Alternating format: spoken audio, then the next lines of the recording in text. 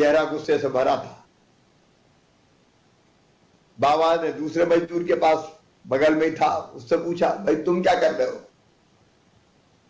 तो दूसरा अपेक्षक थोड़ा शांत था।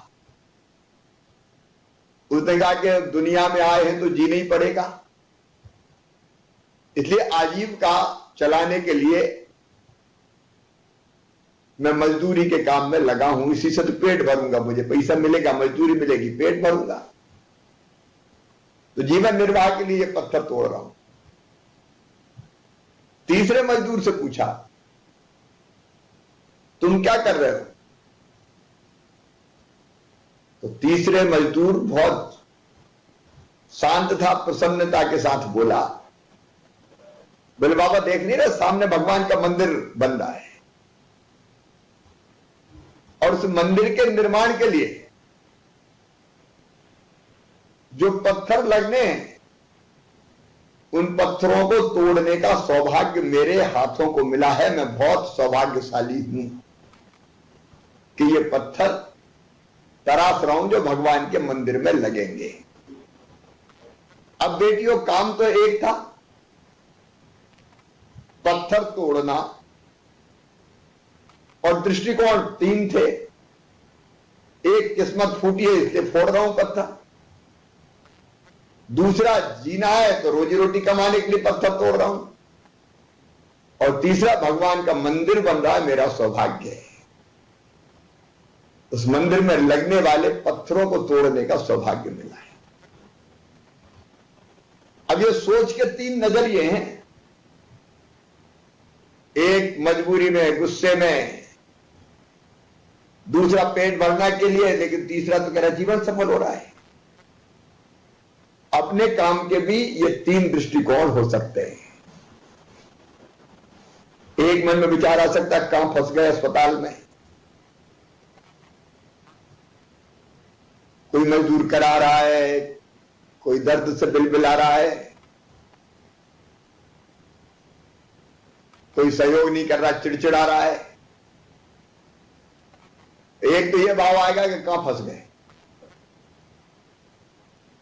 दूसरा ये कि भाई ये अजीब का है, काम कर रहे हैं, तनख्वाह मिलेगी तो कर रहे हैं। लेकिन तीसरा ये है कि हमको पीड़ित मानवता की सेवा करने का सौभाग्य मिला है। ये जो पेशेंट है इसको ठीक करके घर भेजना है, और किसी की जिंदगी बचाने से बड़ा कोई काम होता है क्या? इससे बड़ा कोई पुण्य नहीं है, इससे बड़ा कोई धर्म नहीं है। और ये मेरा सौभाग्य है कि मुझे इनकी जान बचाने का काम मिला है। सचमुच में काम करने का आनंद कई गुना ज्यादा बढ़ जाएगा। आपको लगेगा कि एक बहुत बड़े काम में लगे, और इसलिए मेरी प्रिय बेटियों, ये तीसरा दृष्टिकोण सच में रखना, तो मन में तसल्ली होगी, संतोष होगा। और कोई ठीक होकर जब जाएगा तो आनंद का, आपके मन में एक आनंद का झरना बहेगा कि देखो यार ये ठीक हो गया, या ठीक हो गई, प्रसन्नता से भर जाएंगे आप। और कहीं को ठीक ठीक कर करके भेजेंगे आप, जो आया उसको ठीक करके भेजना है।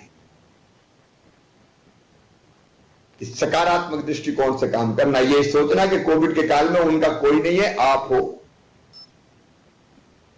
आप ही भाई हो, आप ही बहन हो, आप ही माता हो, आप ही पिता हो। इस भाव से ही उन पेशेंट्स को देखें, समय पर दवाई देना, उसकी चीजें सुन लेना, डॉक्टर्स को बता देना, भोजन चाय नाश्ता समय पे मिल जाए, देने वाले दूसरे रहेंगे लेकिन उसकी भी चिंता कर लेना।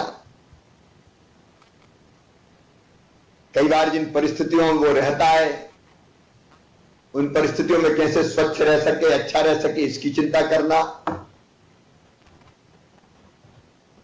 ये आपका धर्म है। कुछ चीजों का और ध्यान रखना, जैसे ऑक्सीजन के संकट के बारे में सुना। अब ऑक्सीजन का संकट है तो ऑक्सीजन व्यर्थ नहीं जानी चाहिए। अब नहीं, अपने यहां तो पर्याप्त ऑक्सीजन है, लेकिन वेस्टेज क्यों? अब बाथरूम जा रहा है तो भी ऑक्सीजन चल रही है, निकाल दिया तो भी। वो फोन पे बात कर रहा है कहीं से तो भी ऑक्सीजन चल रही है। चाहिए कितनी और दी कितनी भी जा रही है। ज्यादा ऑक्सीजन भी बहना नुकसान करता है लंग्स को, तो जितने जरूरी है उतने ही। उपकरण ठीक से चल रहे हैं कि नहीं चल रहे, इंस्ट्रूमेंट, उसका ध्यान रखना। यह आपकी ड्यूटी में शुमार है। आप ऐसे के वैक्सीनेशन के काम में लगेंगे तो वैक्सीनेशन में भी एक बाउल में या तो 10 डोज है या 20 डोज है। एक भी डोज बेकार नहीं होना चाहिए। इस समय वैक्सीन सुरक्षा चक्र है, जीवन रक्षा चक्र। तो 10 है तो 10 ही लगना चाहिए। पता चला कि 2 रह गए, खराब हो गए, वो अकेले आपका काम नहीं है, आपके साथ बाकी टीम भी रहेगी। मैंने पहले ही कहा कि वेटिंग के लोगों को भी बुला के रखो, तो 10 में से अगर 8 आए तो 2 हमारे व्यर्थ नहीं जाए, दूसरे लग जाए। आज प्रधानमंत्री जी ने एक बात और कही कि 10 के उसमें इतनी वैक्सीन, वो दवाई रहती है, वैक्सीन रहती है कि वो 11 को लग सकती है ढंग से लगाए तो। वो लेकिन ट्रेनिंग के बाद ही मैं उसके बारे में नहीं कह रहा। कोविड का जहां तक सवाल है, अब हम नियंत्रण पा रहे हैं। एक दौर था जब अफरा तफरी थी, अस्पताल में बिस्तर बढ़ा दिए, अब 67-68 हजार बिस्तर हो गए अपने पास। आईसीयू बेड, ऑक्सीजन बेड अपने बढ़ा दिए, इसलिए बेड्स की अब कोई कमी नहीं है। कई जगह खाली हो रहे हैं। पॉजिटिविटी रेट लगातार गिर रही है, आज तो 7% के आसपास पहुंच गई। स्वस्थ होने वालों की संख्या बढ़ रही है और पॉजिटिव आने वाले घट रहे हैं। आज 5200 के आसपास पॉजिटिव पूरे प्रदेश में मिला के आए। रिकवरी रेट लगातार बढ़ रहा है, स्वस्थ होकर लोग घर जा रहे हैं। इसलिए अभी बड़ा सकारात्मक माहौल है और इसी में जाके हम काम संभाल के, मैं तो चाहता हूं कि मेरे बहनों के कदम इतने शुभ हों कि वो अस्पताल में प्रवेश करें और वहां धीरे धीरे कोरोना के मरीज ठीक हो के चले जाए और नए आए न ज्यादा। अब हम तो वो दिन देखना चाहते हैं, इसलिए हम दिन और रात काम कर रहे हैं। लेकिन उसके साथ साथ हम अगली लहर से भी लड़ने की तैयारी रखें। अभी कुछ ब्लैक फंगस के रोगी आ रहे हैं, स्टेरॉइड वगैरह के साइड इफेक्ट के कारण, ज्यादा प्रयोग के कारण कई बार ऐसी स्थिति बनती है।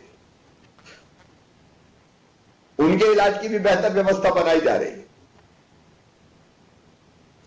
उनकी सेवा भी हम करेंगे और यथासंभव उनको ठीक करके भेजेंगे।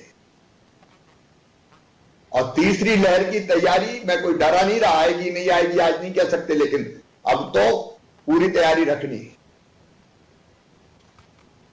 और इसलिए खूब बिस्तरों की संख्या बढ़ाने से लेके बच्चों के वार्ड बनाने तक कई तरह के इंतजाम अभी से कर रहे हैं, ताकि भविष्य में भी दिक्कत ना आए। मैं आप सबको एक बार फिर शुभकामनाएं देता हूं, बधाइयां देता हूं।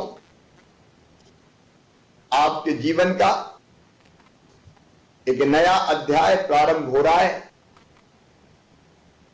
ये चुनौतीपूर्ण है, लेकिन जीवन में चुनौती हो तो जीने का आनंद है। मुझे पूरा विश्वास है कि इस चुनौती से ढंग से आप निपटोगी, मजदूरों को स्वस्थ करोगी, मरीजों को स्वस्थ करोगी, पेशेंट्स को, अपने आचरण से, अपने व्यवहार से, अपनी सेवा से नवजीवन का उत्साह उनमें आप भरेंगी और कोविड जैसी महामारी को नियंत्रण करने में अपना अमूल्य योगदान देंगी। मेरी तरफ से फिर अपनी बहनों को, अपनी बेटियों को बहुत बहुत शुभकामनाएं, बधाइयां। सर धन्यवाद सर, आपके प्रेरणादायी उद्बोधन के बाद मैं इस बात का आपको विश्वास दिलाता हूं सर कि ये सभी हमारी बहनें दुगने उत्साह के साथ काम करेंगी सर और कोविड महामारी में हम लोग बहुत जल्द नियंत्रण पा सकेंगे सर। धन्यवाद सर।